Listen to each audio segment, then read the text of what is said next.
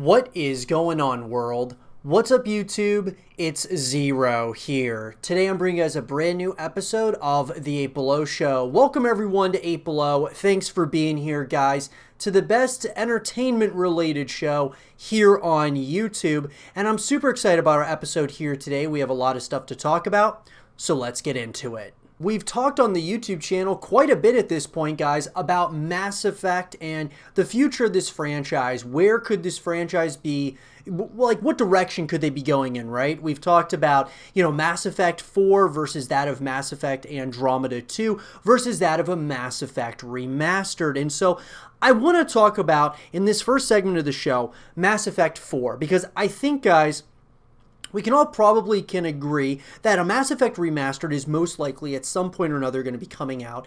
And I think that Andromeda 2 seems to be somewhat of not necessarily something that definitely won't happen, but most likely the developers and the publishers and all of those things, most likely they are not going to continue Andromeda, even though I thought personally that it was a really good game overall. Like, I enjoyed it, and I thought that it got a lot of, unfortunate backlash. I understand why. I think people have a lot of, those nostalgic feelings when it comes to the original core Mass Effect trilogy. And so when Mass Effect Andromeda wasn't hitting on certain areas, you just had a lot of the community really firing on all cylinders, really upset about the direction that was taken there. And so I think that we can probably all agree that Mass Effect 4, all in all, would most likely be the next thing coming over that of an Andromeda 2, unless they decide to go in a completely new direction with a new franchise, a new sub-series of Mass Effect, kind of like Andromeda, but just called something else. But I want to talk about Mass Effect 4, guys. Everything that we want in this game, whether it would be called Mass Effect 4 or something else, we're going to talk about everything that we want. And when I say we, I mean, I'm really talking about just myself here, but I know some of you are going to share similar, thoughts and opinions. And if you don't, be sure to let us know in the comment section down below what you would want to see and what you want in Mass Effect 4. So let's get into it. So, number one, guys, for Mass Effect, in my opinion, is, it's a fantastic story, and I think all in all, that's where you got to start. And so when we talk about everything that we want, I think we want something that's going to feel similar, going to have that same, those same mechanics and the same feel of Mass Effect. But I think it's important that, the first 3 games, guys, were great, all in their entirety for the most part. I wasn't as big of a fan of the games as a lot of people out there, but I still enjoyed them and I respect them, in a major way. But I think, like, Shepard's story, for example, has been told, right? Even though there's a lot of mystery there, I think it's been told, and I think it's time for him, that being Shepard, to pass the torch on to someone else, that you take the helm of, you start controlling, like, a new character. And we have those similarities throughout the course of the story, and even maybe some of the old characters come back in one way, shape, or form. But I feel that Mass Effect, guys, kind of like StarCraft, kind of like Star Wars, kind of like a lot of these massive franchises, when we talk about these games, when you're talking about these like space games, when you really think about it, there's an infinite amounts of opportunity and different places you could go, many different planets you could visit and things of that nature. So what I'm getting at is Andromeda took this direction of having things that were similar, but it was still like set in, not even close to where, the original events of the first 3 Mass Effect games were. So that being said, I think they need to continue that, being somewhere else, like new characters, but somewhat there's still that same feel, and I think it would be important to start introducing or reintroducing some of the old characters as well. The other thing, guys, for me that's really big is, I think that what made Mass Effect such a special title was just all the different types of, choices you would have to make throughout the story. And I think that was something that was really important. There were times, though, that I felt that some of the different options you had and the different choices that you made didn't sometimes make sense, or they didn't necessarily really end up kind of changing anything, right? Some of the choices that you would make did affect the story, but some also did not really do anything at all. I think it's important to have that balance, whereas each choice that you make has it causes ramifications throughout the course of the game. I think that is important. Now, I do not like the idea of having multiple alternate endings, essentially, because a lot of people, like I said, with Mass Effect 3, there was a ton of controversy around that game. And even more so than that, just lots of people that have been talking about it for years at this point. I think it's important that you kind of, with this title, you at least are really, more so than anything, reintroducing the Mass Effect brand. And so I think that's really important to kind of have a story that's really well done, but have it where, it closes the or it kind of either extends the universe further and kind of takes us into the next game, so whatever those next games would be, or it just kind of, it closes the chapter on this particular story and moves us into the, into the next games or whatever. And so I think it's really important that, all in all, with this game, Mass Effect 4, I think it's really important that the choices you have and that you make, it comes to a conclusion at the end, and it's not necessarily like, there's definitely mystery, and I love that there's mystery and such, and people are talking about it, because that really gets people, obviously talking, gets the community really excited about where the series could be going. But I think it's important with this that they're trying to get their footing back once again in this franchise, that they, take more of a conservative approach with the ending, so that it kind of sets up things in the future and kind of gives us a little bit more closure on things, whether that might be closure from Mass Effect 3 to now, or just kind of some closure on the current story, Mass Effect 4, moving us into Mass Effect 5. So that would be my next thing. The next one, guys, really has to do with the way in which we connect with this franchise. And this is a big one for me, and I say this ad nauseum, guys, on the YouTube channel, and those of you who have been watching the videos here, thank you, first of all, for watching the videos. But secondly, you know that I'm a big advocate of having a full package when you're buying a $60 game. One of those being, guys, having multiple ways you can connect with the franchise. So like with Mass Effect, I think it's important that you have, obviously the single player story is obviously what the big draw here to Mass Effect is. But I also think it's important that you have co-op modes. I think it's important that you have multiplayer modes.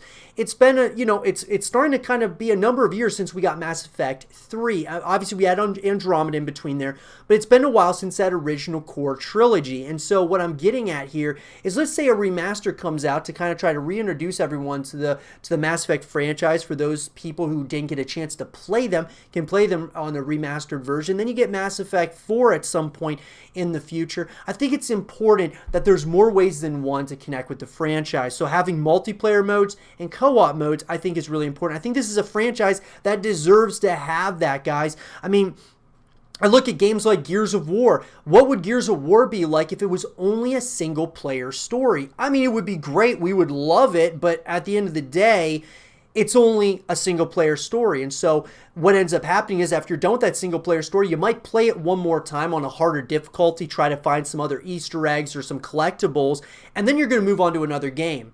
What I want with Mass Effect is, I want this, as in the form of Mass Effect 4, I want to be able to play the single player story one or two times, or however many times I want to play it, and then after I'm done with that, I don't go on to other games. I start going into the multiplayer and start diving into the co-op modes with my friends. I think that's a really important thing as well. And so, all in all, guys, these are the main things that I absolutely want in Mass Effect 4. Whenever this game comes out, it's hard to say, guys. I think that there's a whole slate of different, projects and of course that any developer and publisher that are working on at any given time. So the question might be is, when will we get a Mass Effect 4? When we do get one, which I do believe we will, because this is a classic type of franchise, guys. There's a massive following here with Mass Effect. People love this series and want to see it continue. And sure, Mass Effect, the first 3 games were going on such a high note, right? And then of course, you had Andromeda, that was kind of that dip, that that valley that end up happening. It always takes one game to really hurt a franchise, but it takes one game to bring it right back up. And I think that that's the case here with Mass Effect. And I think that even though I liked Andromeda, I would say most people didn't like it. And that's okay. That's the beauty of video games. We all can have our own opinions. But all in all, guys, those are the things that I want. The main thing that I don't want, guys, I don't want Shepard to be the playable character in Mass Effect 4. I think it's time to move on, right? With any franchise, there comes a point where it's time to move on. Gears of War had it. I was talking about Gears of War a little earlier here. I mean, Gears of War had it. You know, we even had it somewhat in Halo. And, you know, some of these franchises suffer for it. But other franchises, you know, you start to evolve over time. You can't always have those, you know, main characters unless you just want the series to stop eventually. I think it's important that the torch is passed on to the next character. And whether you love those characters or not, it helps move the series, the story, the lore forward, which I think is really, really important. Because imagine if they were to say, that being Disney, let's just say Disney decided that they didn't want to buy Lucasfilm and just leave the Star Wars franchise as it is. And we would never have the new movies, which I enjoy them. Like, some of them aren't that great, but I enjoy that we're continuing to get Star Wars movies, regardless of what you think about them. We're getting new characters, and some of the old characters are coming into the fray as well. So you have new and existing characters that are, you know, within these worlds, and that's important. But I also think, guys, it's important that you move on at times. You have to move on to other characters, and it's just something that ends up having to happen. So that would be my main thing, is for the creative nature of Mass Effect, but this universe being so big. I think it's important that we move on from Shepard, but maybe have different, you know, things that kind of give a kudos to Shepard, or he's even in the new game, but it's like an older version of him, or whatever it might be, guys. Those are the things that I want in Mass Effect 4. Let me know in the comment section below what you guys want, because it really comes down to what you guys want as well. This is just one man's thoughts. I would love to hear yours. Let me know in the comment section below. And for more Mass Effect 4 content and videos, stay here with Zero TV. Another game that we've talked on the YouTube channel quite a bit about is Mafia, guys.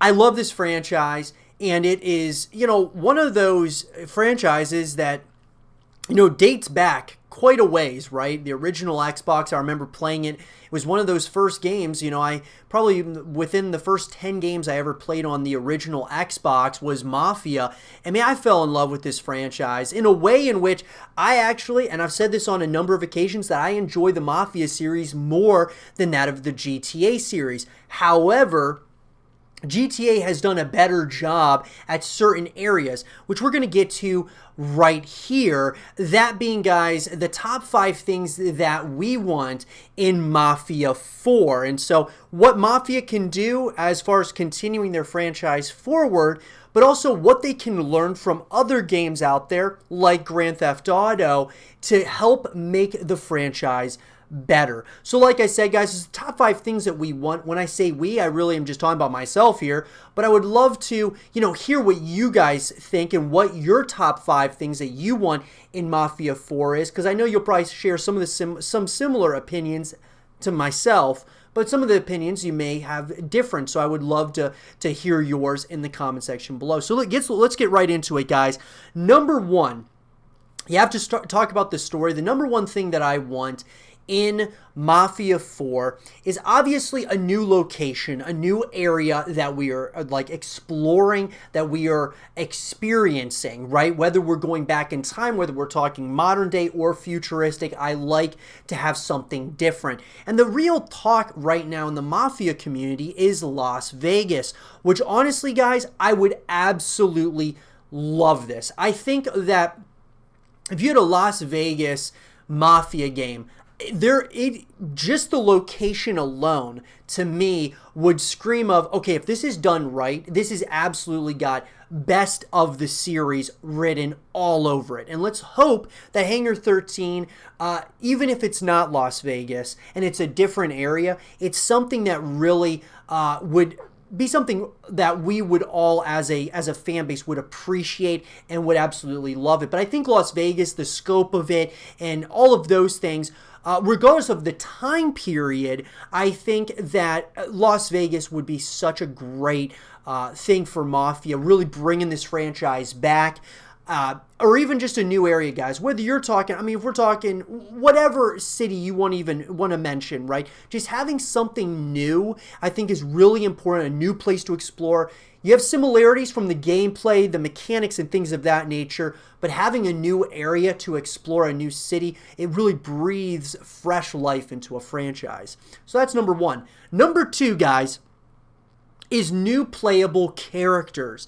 And what I'm getting at here, guys, is that I love the characters, right? I love, a bunch of the characters from the previous, Mafia games. But I think having new characters is something that's important. When we talked about this in the last segment with, Mass Effect. I think it's important that even though you have these main characters and you just absolutely love those main characters, you don't want to let them go kind of thing.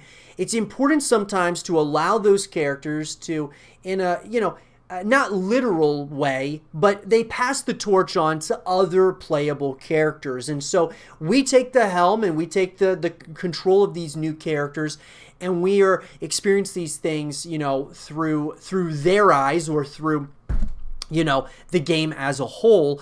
And I think it's really important that with Mafia 4, we get new characters and at least new playable characters, whether that means that you have a few options. I think a few options would be interesting. It would have, that would bring, a lot of playthroughs throughout the course of the game. Because if you think about it, if you have a multitude of different playable characters, you might want to play the game over again after you beat it with one character just to see what it's like to play it with a different character. So that's kind of a thought. But at least having new characters and new playable characters, I think, is important for really any series, just because it adds variety and you start to kind of create a bond with these characters. And with a game like Mafia that's going through different time periods, it's kind of hard to stick with the core unit or the core characters. Now, they have introduced, brought back characters from like Mafia 1 and 2 into Mafia 3, and then we could see what happens with Mafia 4. I would love to see some of those characters in, Mafia 4, but I would like to see it in kind of a different way where we are kind of taking the helm of a new character. And I say that sometimes it's good to have the same characters over and over again, but sometimes, and I think in this case with Mafia, I think it's important to have the franchise move forward, that we have multiple playable characters. Number 3, guys, is this one is going to be, definitely something I want to hear from all of you. But I think what's really important, guys, is that Mafia 4 takes a page out of GTA's book. And what I'm getting at is an online aspect. So obviously we have GTA Online, and we know how big that is.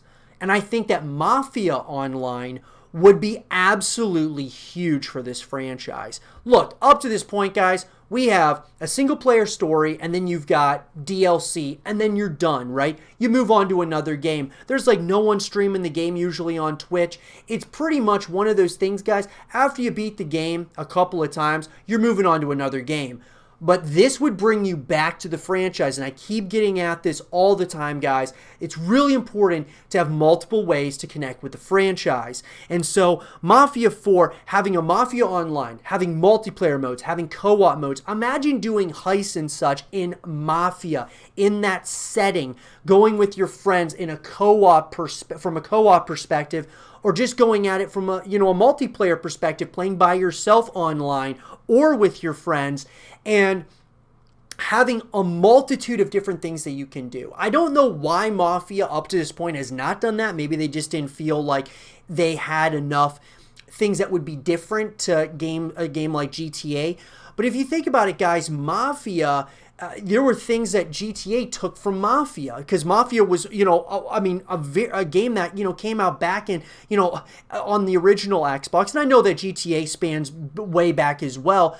But at the end of the day, both of these games are made by Take-Two, or the publisher is Take-Two, right? Rockstar makes GTA, Hangar 13 makes, of course, Mafia. And so it's like, look, at the end of the day, why not take a page out of GTA's book? It's worked so well for them, and don't you want to see this game, really have the fan base grow in a major way? I think it would be really important. Mafia Online, I could totally see it, guys. And I think even if it didn't work out, at least they tried it. And I think that they really got to give themselves just at least somewhat of a chance.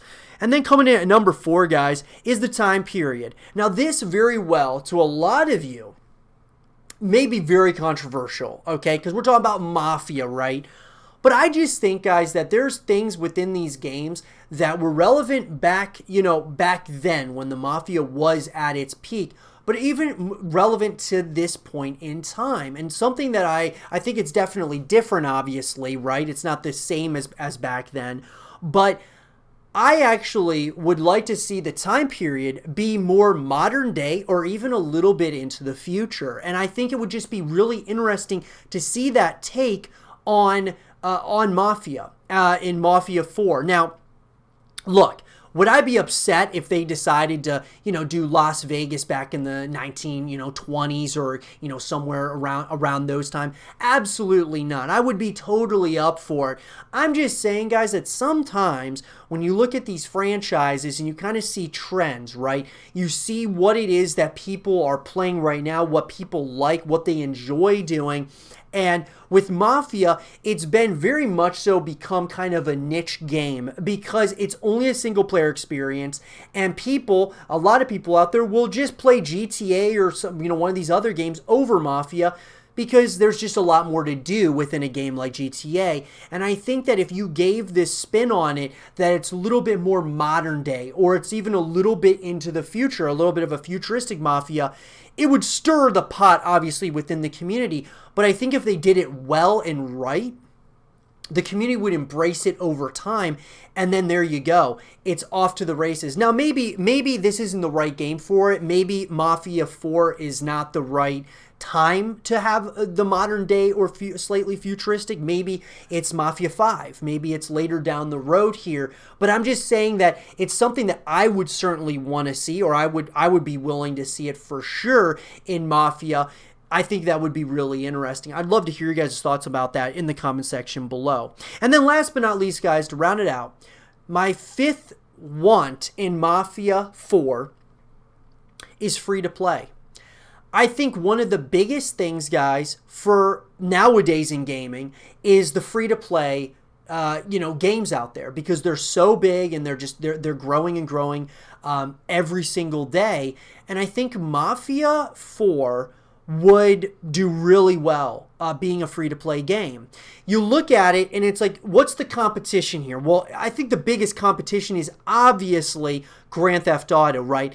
Grand Theft Auto isn't free, but it's selling a lot of copies because it's got so much to do. But then they have like free weekends and things of that nature. What I'm saying is at launch, if you made Mafia 4 free to play and you had just a bunch of different, customizable options and things of that nature within the game, it justifies having those, monetization tactics because it's a free-to-play game. And if you have, a single-player story, multiplayer, and co-op modes, I think that you would get a large amount of people playing that game. That's just my opinion, guys, and I think that free-to-play is something. I've spoken about this with even games like StarCraft, like having a StarCraft 3. StarCraft 2 has gone free to play. I've thought that StarCraft 3 would do really well whenever it does come out, if it does come out, that it would do really well based upon a free to play kind of motto. And I feel the same way about Mafia. I think that this is a franchise that's primed to actually blow up as a franchise, absolutely grow in a drastic way, because I've always felt that it's been held back by a few things. Number one was obviously that all there was to do with Mafia was a single player story. Second was GTA, and GTA really exceeded Mafia because it added so many more other ways that you could connect with the franchise. So I think it's incredibly important, guys, that we have something like that. And even if it's not free to play, guys, I think that, making the multiplayer free or, something like that would really help boost the numbers for Mafia. Get people streaming the game. It would get people talking about it on a consistent basis. And at the end of the day, guys, that's going to help the franchise. It's going to help grow the community. And it's just going to help with the continuation of the franchise moving forward.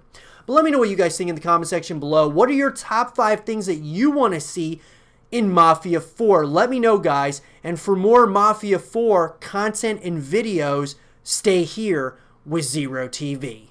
I got into Call of Duty trick-shotting and sniping, guys, back in 2008, 2009. And that was kind of like not necessarily the peak of the trick-shotting community, but it was certainly a time that was incredibly exciting to be a part of the Call of Duty community, because you had this niche community of trick shotters and snipers that really, now when we look back on it, really felt like it was a pretty large community back then. It was really something special. And so during that time, there were 2 FaZe recruitment challenges called FaZe 5, where they go ahead and they recruit 5 people to FaZe.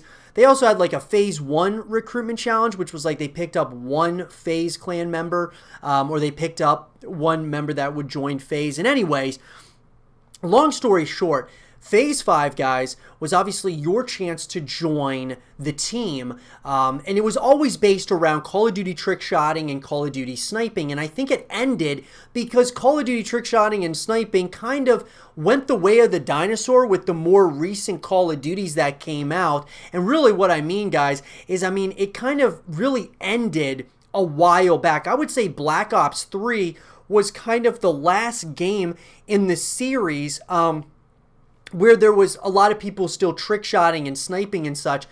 I just feel like that was kind of not necessarily the peak, but that was kind of, it was kind of starting to fall off a little bit. And then with Infinite Warfare, everything dropped off with Call of Duty as a whole. The community kind of just disbanded in a major way. A lot of people moving on to other games and, whatever the case might be. And then more recently, of course, you got Fortnite, right? Fortnite comes out. People start, a lot of people from the Call of Duty trick-shotting sniping community moved over to Fortnite and are actually trick-shotting on Fortnite. And so, anyways, there was an announcement, guys, came out that FaZe 5 is coming back. And it's coming back in 2020, which I thought was absolutely awesome. We don't know exactly what the date's going to be and what all is going to be entailed here, but all I will say, guys, is I definitely want to be a part of this. And the first couple of, FaZe 5 recruitment challenges, the problem for me was that obviously I wanted to go for, and I did go for the first couple of FaZe 5 recruitment challenges, but here was the thing. I was okay at trick shotting and I was okay at sniping on Call of Duty, but I was never, of the same, as good as some of these other people were that were playing for, just months and years at doing this. And so I wasn't that good, and I was more into the content creation side of things versus that of, trick shotting and sniping. So this time around with FaZe 5, I feel like maybe they're going to do it based all around Call of Duty trick-shotting and sniping, but I think that's I don't think that that's what's going to most likely happen. I feel that FaZe 5 this year is going to be based around a multitude of other games. They're also going to be looking at content creators and streamers and things of that nature to potentially pick up to FaZe 5. And so I felt like this was going to be a great opportunity. Now, obviously, even if it's going to be Call of Duty trick-shotting and sniping, and that's all it's going to be, I'll still go for it, right? I'll still go for it and, do what I can and, create content and all of those things, obviously, but I just want to be a part of it in a major way. The first couple of times around, I was a part of it, but I wasn't hitting clips, and it was just, there was just a lot of, it was something that brought the whole community together in a major way. Got all of us to just play Call of Duty. Got us to trick shot and snipe, even though we pretty much knew deep down there was no way we had a chance of joining FaZe. It was just the simple fact that we were doing something, and it was like an event that we were a part of, and that we were all playing, and it was something that we would have conversation in, in public lobbies and talk about it nauseum. And that was something that was really cool. And so I'm excited that FaZe 5 is coming back. Now, they've said this in the past that they were going to bring back FaZe 5 a number of times, and they ended up not doing it probably 2 or 3 times. So this has been something that the community at large has wanted, is another FaZe 5 recruitment challenge. And I think it's important, guys, and I think that them bringing it back this year could really, just energize the Call of Duty community, whether they bring it to Fortnite as well, the Fortnite community, and a multitude of other, communities. It's really going to help gaming as a whole. I think that this could, it'll be easily the biggest FaZe 5 of all time. The amount of submissions would be unbelievable. But what I want to say here in this segment, guys, is I am definitely going for FaZe 5 this year. I absolutely am going for it. If you guys want to support me, that would be absolutely awesome. I'm excited about it. I'm going to be doing, whatever it is that they decide where they want to go, what direction they want to go in, as far as what you're going to have to do to join FaZe, whether that be from a content creation standpoint, a stream perspective, from, trick shotting perspective, from sniping, whatever it is, guys. I think it's something that if you have been watching FaZe, or you enjoy this team, I think it's a really great opportunity for all of us, even though most of us aren't going to make the team. I think what's awesome about it is the community that it brings together during that time, that period, short blip of time that everybody is going for the same thing, it feels like. Everyone's trying to, join FaZe. And that it's a really cool, it's just a cool period of time. And that was something that was so awesome back, remembering, the first couple of FaZe recruitment challenges. It was just awesome being able to go for it. And even though you knew most likely you weren't going to make it, it was just bringing the community together in such a huge way. And I'm excited about it. I really am. I'm excited to see what happens here. And, we're going to do our best. I'll tell you that. We might not win, but I'll tell you what, guys, I'm going to do my best. Whatever it is, whether they say that you got to make like the highest quality videos, or, you got to hit the craziest trick shots, or whatever it might be, we're going to try and go for it. We're going to go for it, and we're going to see what we can do, man. And I hope that we can at least, make somewhat of a splash. Just kind of have fun at the end of the day, because really what it comes down to is having fun. It's a grind, but man, it was a ton of fun back then, and I think it would be a ton of fun right now. So if you guys could support me, that'd be absolutely awesome, guys. And I'll give you guys, of course, more feedback and such as more information comes out about FaZe 5, about what my plan is going to be, about strategizing how I'm planning on taking on this recruitment challenge when it comes out, because it's going to be a task. It's going to be fun. It's going to be something that I think we can all enjoy together. But here we go, guys. We're going to be going for the FaZe 5 recruitment challenge, hopefully at some point in 2020, unless they're teasing us once again. Fingers crossed, guys. But I want to thank you all. I'll take this moment to say thank you all, guys, for all the support you guys have been giving me here on the YouTube channel. I really appreciate it, guys. We're growing every single day, and it's because of all of you. And yeah, this will be an exciting challenge. So for more FaZe 5 videos and content, stay here with Zero TV. I gotta say, guys, that Wolfenstein, I used to not enjoy this franchise at all, but over time it has actually become a significant guilty pleasure of mine. I absolutely love the direction that they've kind of gone in, minus that of Youngblood. Did not like Youngblood very much, but I gotta say, the main story as a whole, I've actually started to really enjoy, and I can't wait to see where they go moving forward. So in this last segment of the show, I want to talk about everything that we know so far about Wolfenstein 3. So let's get into it.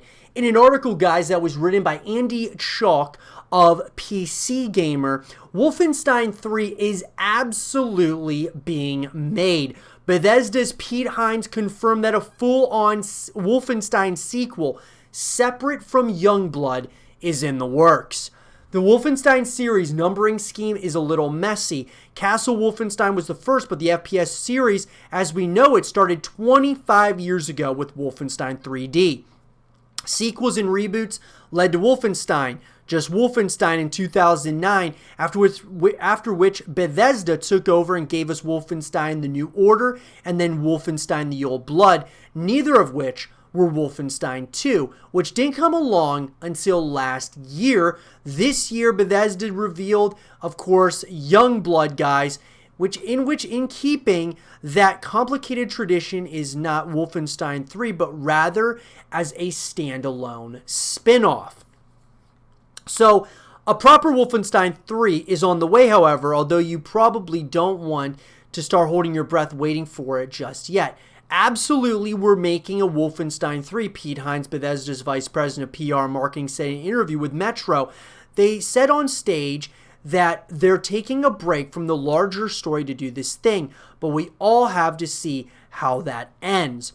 So, here's the thing, guys. Hines also said that dire stories of Wolfenstein 2's poor sales performance were a little overblown. At the end of the day, Wolfenstein did well for us because we're about to do 2 more Wolfenstein games, he said. Could it have done better? Sure. But here's the thing, guys, that's interesting is that I came into this series with Wolfenstein: The New Order and then Wolfenstein: The Old Blood, which, guys, those two, I love those two. I didn't like the first Wolfenstein game that came out in 2009, of course, the reboot, but I liked those two. Then when we got Youngblood, I didn't like it as much. I thought that it was not something that I was really that excited about. But he made a similar commitment to the future of other single-player Bethesda games, such as Prey and Dishonored, which according to some reports also failed to meet expectations. Look, Arcane has 2 studios they're working on a number of things. That's no different than Todd Howard saying, I'm going to make a Fallout game, and then I'm going to make Starfield before I go back to the Elder Scrolls 6. He didn't say, I'm never making another. There's we have an idea for another thing here. We have an idea for another there. So, obviously, guys, you had Youngblood come out. People enjoyed it, but at the end of the day, I don't think that it really met the expectation of what people are becoming accustomed to with Wolfenstein as a whole. News about Wolfenstein 3 is kind of scarce at this very moment in time, so a lot of the things that we think we know about the game are not 100% confirmed as of yet. The things that we do know, guys, is that there very well may be a possibility at PvP multiplayer as well as a co-op campaign. So this is really big, and in an article that was written by Derek Strickland of Tweaktown, a new Machine Games job listing could hint at a return to classic deathmatch multiplayer with the next Wolfenstein, or maybe an online co-op mode similar to Youngblood. The job listing calls for a level designer that is experienced with creating multiplayer levels, strongly hinting Wolfenstein 3 will have some sort of multiplayer action. Bethesda confirmed Wolfenstein 3 was in development as far back as 2018, but Machine Games has yet to make a formal announcement. Up until Youngblood, which introduced online co-op and microtransactions, all Wolfenstein games have been over-the-top single-player only campaigns with tons of violence, action, and massive production values. But ZeniMax, the parent company of Bethesda, has made a marked shift towards monetization, adapting core IPs and replayable live service-esque titles. So, one thing here, guys, is that microtransactions are microtransactions, right? I mean, mostly everyone doesn't like them as they are. But look, at the end of the day, if you get microtransactions and you get a multiplayer experience out of it with Wolfenstein, you get some co-op modes as well, I think that's something that definitely to look at with Wolfenstein 3, because if you think about it, it's just more ways you can come back to playing the franchise at the end of the day. I think that's what we all want, is to, after beating the campaign once or twice, or, even a couple times with your friends, you want to have other ways to connect with the franchise, and having multiplayer and co-op modes, I'll take that all day, every day. The news isn't all that surprising. Bethesda has injected live service hooks into all of its biggest franchises. Some, like Fallout 76 and Elder Scrolls Online, are more obvious online games. Others, like Doom Eternal, have live hooks, complete with a massively replayable campaign, but aren't primarily online-driven games. If I had to guess, I'd say Wolfenstein 3's live integration should be a mix of Doom Eternal's and Wolfenstein Youngblood's hooks, complete with Bethesda net compatibility, cosmetic unlockables, and maybe even co-op play. I'm hoping for a nice balance and mix between single-player co-op and PvP, but this could be tough to pull off. It's more likely to see the classic single-player multiplayer duality represented with Wolfenstein 3. So that's another thing, guys, that it's looking more and more likely that we're going to be getting a multiplayer as well as a co-op experience with Wolfenstein 3.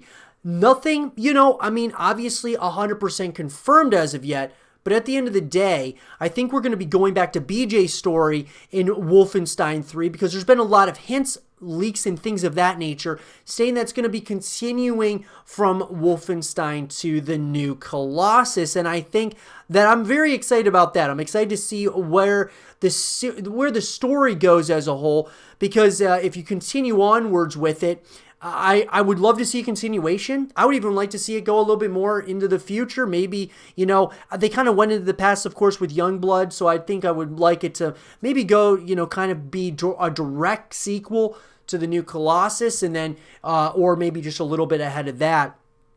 Either way, though, guys, as far as the new Colossus and as far as Wolfenstein 3 goes as a whole, I think it's really important that they continue, the main story here. You're talking about, BJ's story. You're talking about, I think it's important that you continue moving forward the franchise, but also by doing that in a multiplayer and a co-op perspective, I think is going to be absolutely huge for this franchise.